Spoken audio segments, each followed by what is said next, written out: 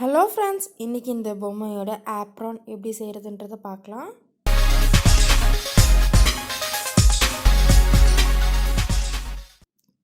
இந்த ஆப்ரானுக்கு ஒரு slip not போட்டுட்டு 41 செயின்ஸ் போடுங்க.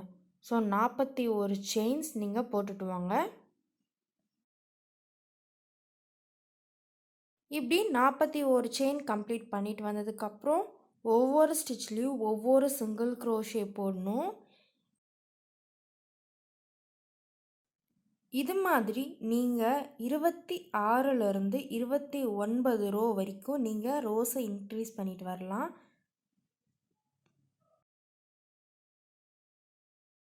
நான் ஒரு 26 ரோ இன்க்ரீஸ் பண்ணிட்டு வந்திருக்கேன்.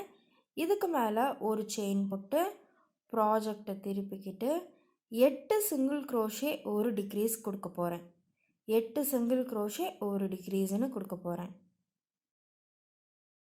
இந்த இடத்துல நான் டிக்ரீஸ் ஸ்டிச் வேறு மாதிரி சொல்லியிருப்பேன். இந்த மெத்தட் இந்த ஆப்ரானுக்கு மட்டும் யூஸ் பண்ணுங்கள், டாலுக்கு யூஸ் பண்ணாதீங்க. இப்போது ஒரு ஸ்டிச்சை விட்டுட்டு அடுத்த ஸ்டிச்சில் ஒரு சிங்கிள் க்ரோஷே போடுங்க. ஸோ ஒரு ஸ்டிச்சை விட்டுட்டு அடுத்த ஸ்டிச்சில் சிங்கிள் க்ரோஷே போடுறது ஒரு டிக்ரீஸ் தான்.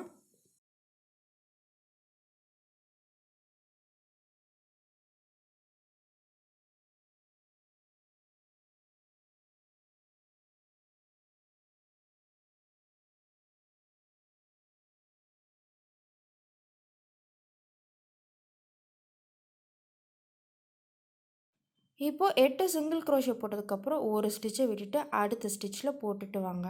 ஸோ இதே போல் கண்டினியூ பண்ணிவிட்டு வந்துடணும். இப்படி லாஸ்ட்டாக 2 ஸ்டிச் பேலன்ஸ் இருக்கும். அதே போல் ஒரு ஸ்டிச்சை விட்டுட்டு லாஸ்ட் ஸ்டிச்சில் சிங்கிள் க்ரோஷே போட்டுக்கோங்க. நெக்ஸ்ட் ரோக்காக ஒரு செயின் போட்டு ப்ராஜெக்டை திருப்பிக்கிட்டு 7 சிங்கிள் க்ரோஷே ஒரு டிக்ரீஸ்.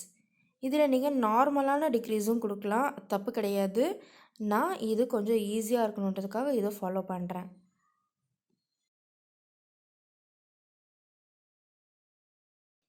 7 சிங்கிள் க்ரோஷே போட்டதுக்கப்புறம் டிக்ரீஸ். ஸோ நான் ஒரு ஸ்டிச்சை விட்டுட்டு அடுத்த ஸ்டிச்சுக்கு போடுறேன்.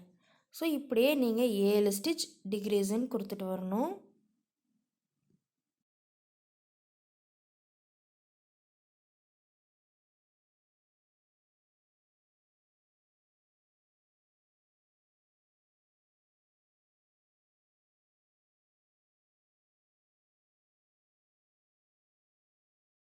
இந்த ரோவை கம்ப்ளீட் பண்ணிட்டு வந்ததுக்கப்புறம் ஒரு செயின் போட்டு ப்ராஜெக்டை திருப்பிக்கிட்டு இப்போது 6 ஸ்டிச் டிக்ரீஸ்ன்னு கொடுக்க போகிறோம். 6 ஸ்டிச் டிக்ரீஸ்ன்னு இந்த ரோவுக்கு கொடுக்க போகிறோம்.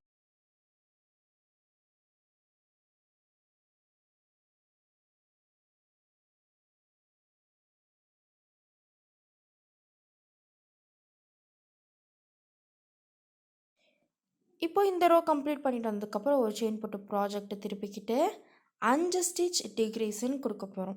நீங்கள் நார்மல் டிக்ரீஸும் கொடுத்துக்கலாம், இந்த மெத்தடாலஜி நீங்கள் யூஸ் பண்ணிக்கலாம்.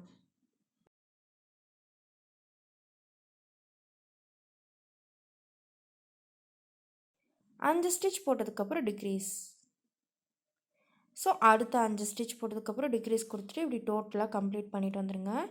இப்போது இது இந்த டாலுக்கு வச்சு பார்க்கலாம். பாருங்கள் எவ்வளோ ஷேப்பாக அழகாக ஃபிக்ஸ் ஆகிருக்குன்றது.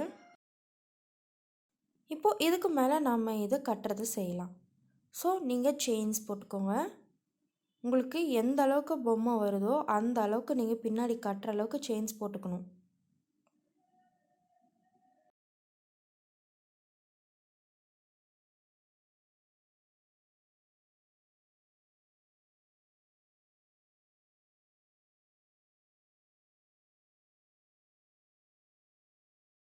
இந்த பக்கத்துக்கு நீங்கள் ஒரு ஸ்லிப் நாட் போட்டுட்டு செயின்ஸ் போட்டு வந்துடுங்க.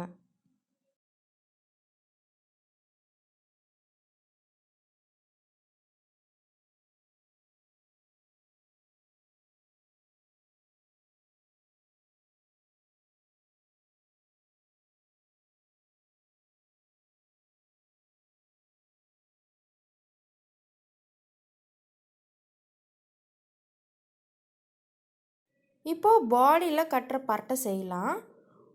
இந்த இடத்துலேருந்து 7வது ஸ்டிச்சில் போயிட்டு ஹூக்கை இன்சர்ட் பண்ணிக்கோங்க ஃப்ரண்ட் லூப்பில்.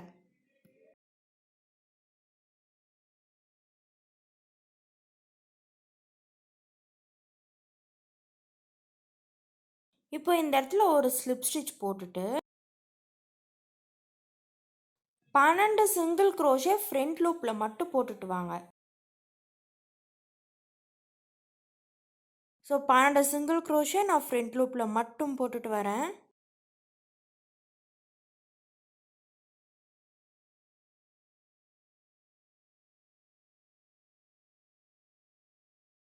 ஸோ இப்படி 12 ஸ்டிச் போட்டுட்டு வந்ததுக்கப்புறம் ஒரு செயின் போட்டு ப்ராஜெக்டை திருப்பிக்கிட்டு ஒவ்வொரு ஸ்டிச்லேயும் ஒவ்வொரு சிங்கிள் க்ரோஷேஸ் போட்டுட்டு வரணும்.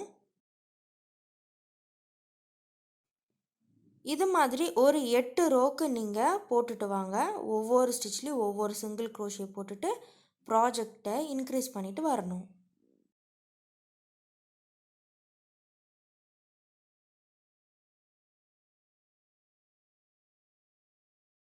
இப்படி இன்க்ரீஸ் பண்ணிட்டு வந்ததுக்கப்புறம் இதுக்கும் கயிறு கட்டுறதுக்கு நீங்கள் செயின்ஸ் போட்டுக்கோங்க.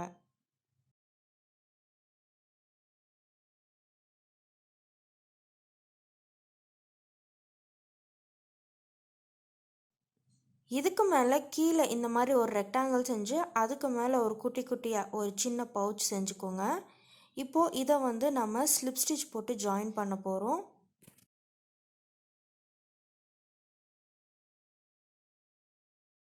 ஹூக்கை அடியிலேருந்து எடுங்க. இது நான் ஃபுல்லாகவே 3 பக்கம் ஸ்லிப் ஸ்டிச் போட்டு ஜாயின் பண்ண போகிறேன். இப்போ இந்த பவுச் வந்து பின்னாடி எல்லோ கலர் இருக்க பவுச் வந்து நான் தனியாக செஞ்சேன். இதுவும் ஒரு 40 செயின்ஸ் ஒரு 26 ரோஸ்க்கு நான் கம்ப்ளீட் பண்ணிட்டு வந்தது தான். ஸோ இந்த ரெக்டாங்கிளை வந்து நீங்கள் செஞ்சுக்கோங்க. இந்த குட்டி குட்டி பவுச்சஸையும் நீங்கள் செஞ்சுக்கோங்க.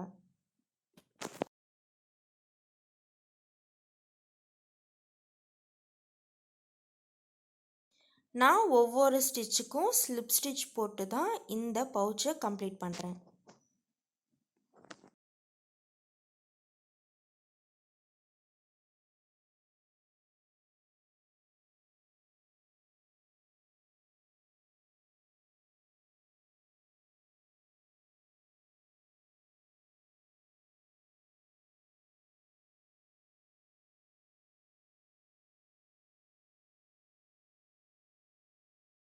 இப்போ இந்த எண்டு வந்ததுக்கப்புறம் இந்த எண்டுலேயும் நீங்கள் ஸ்லிப் ஸ்டிச் தான் போடணும்.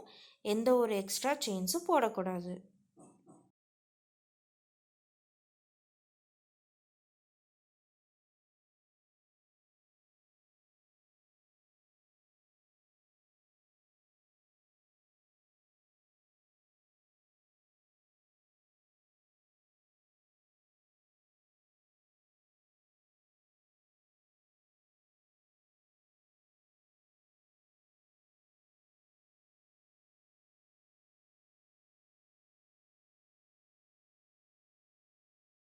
இப்படி நீங்கள் இந்த ரெக்டாங்கிளில் இந்த பவுச்சஸ் தைச்சிட்டு வந்ததுக்கப்புறம் இந்த ரெக்டாங்கிள் பார்ட்டையும் நம்மளோட அந்த பின்னாடி ஆப்ரானையும் நம்ம சேர்த்து தைக்கலாம்.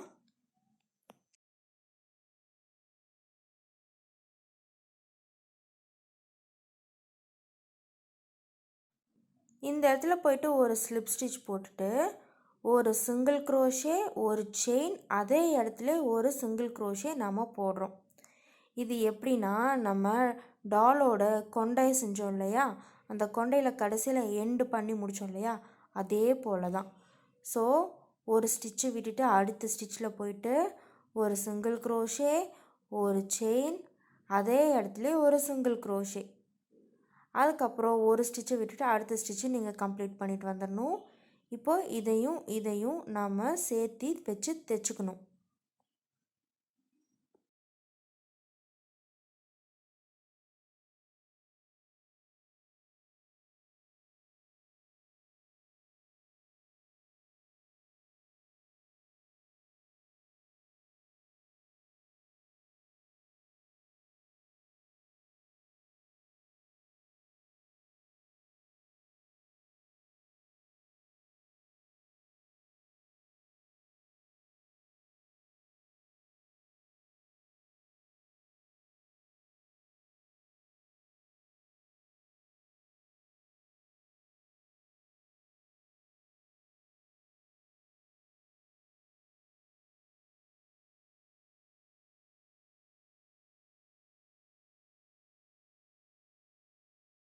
இப்போது இது ரெண்டுத்தையும் நம்ம சேர்த்து வச்சு தைச்சிட்ருக்கோம். ஒரு சிங்கிள் க்ரோஷே, ஒரு செயின், அதே இடத்துல ஒரு சிங்கிள் க்ரோஷே.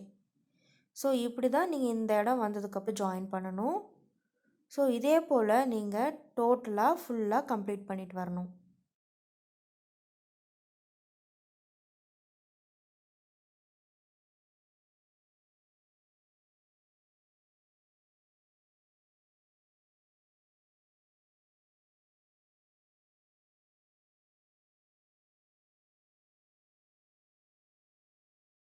கம்ப்ளீட் பண்ணிட்டு வந்ததுக்கப்புறம் நம்மளோட ஆப்ரான் ரெடி ஆகிடுச்சு ஃப்ரெண்ட்ஸ். இதில் ஏதாவது டவுட் இருந்தால் கீழே கண்டிப்பாக கமெண்ட் பண்ணுங்கள், நான் கண்டிப்பாக ரிப்ளை பண்ணுறேன். அடுத்த part finishing part. Crochet Tamil FB பேஜில் செஞ்சுட்டு போஸ்ட் பண்ணுங்கள். நம்ம க்ரோஷெட் தமிழ் சேனல் சப்ஸ்கிரைப் பண்ணுங்கள். So thank you friends. Save nature.